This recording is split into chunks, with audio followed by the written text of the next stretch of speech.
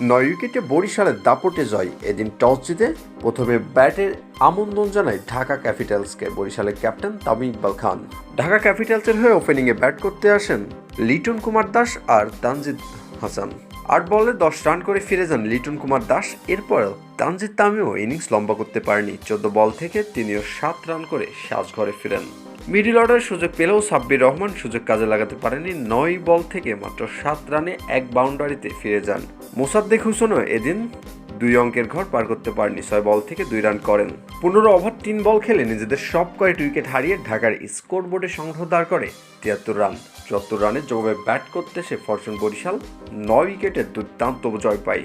বরিশালের হয়ে সর্বপ্রথমে ওপেনিংয়ে ব্যাট করতে আসেন অধিনায়ক তামিম ইকবাল খান এবং তাওহিদ হৃদয়। 9 বল থেকে 15 রান করে তাওহিদ হৃদয় ফিরে গেলেও তামিমের সাথে জুটিবদ্ধে আসেন দহিত মালান। দুর্দান্তভাবেই 16 বল থেকে 37 রানে দলকে জয়ের বন্দরে পৌঁছে দেয় দহিত মালান। এদিন তামিম ইকবালও দুর্দান্ত ব্যাট করেন। 14 বলে 4 বাউন্ডারিতে করেন 21 রান।